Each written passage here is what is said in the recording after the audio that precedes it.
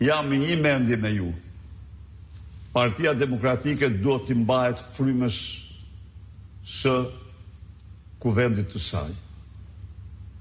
Por gjithçka përcaktohet me votë. Këtë do ta them, se do të jemi shumë të qartë. Shoqëri Mërtellari. Doktor, përshëndetje. Një nga kërkesat kryesore të qytetarëve që protestojnë për 35 ditësh sot është krijimi i një qeverie teknike që do ta çojë vendin drejt zgjedhjeve të parakohshme dhe të gjithë pranuara. Edhe kjo kërkesë ka qenë artikuluar prej kohësh nga PD-ja. Cili është mendimi juaj për këtë formulë dhe si mund të arrihet politikisht? Ju falenderoj dhe ju përshëndes shoqëri, ju falenderoj për pyetjen, ju përshëndes. Po, kjo ka qenë kërkesë e jona kryesore dhe nuk është se ne kemi bërë një shpikje, por kemi pa vende tjera të cilat me qeveri teknike i kanë dhënë përgjigje. I kanë dhënë përgjigje të plot problemit të zgjedhjeve të lira dhe të ndershme.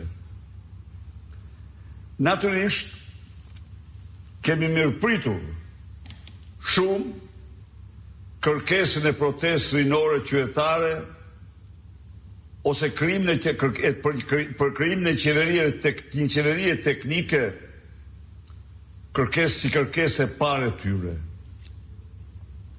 Në rast se në rast se ke parasysh, ata theksojnë që kjo qeveri nuk duhet të jetë partjake. Ne i mbështesim plotësisht ata.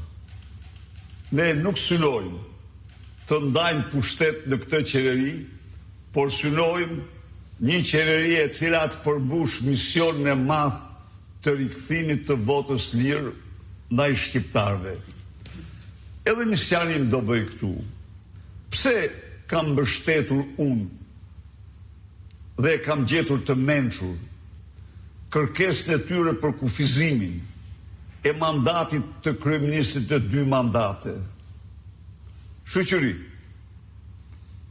në rast se ndalemi bashkë, nga 91-shi, gjerë në vitin 2013, Shqipëria ka njohur 5 rotacione. Pra, në 21 vite, 4 apo 5 rotacione. Mund të thoni si të doni, por kjo dëshmon për një demokraci që funksiononte, që rotacion nuk pengohej, por hirës vërtet nuk u pengue rotacionin në 97-ën, por nuk u pengue rotacioni as në 2005-ën nga paraardhësia. Nuk u pengue rotacioni në vitin 92. Nuk u pengue rotacioni në vitin 2013. Më falë.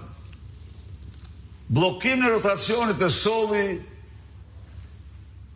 kreu i Meduzës. Njeriu i lidhur kokë e kam dhe xhep me krimin dhe kartelet.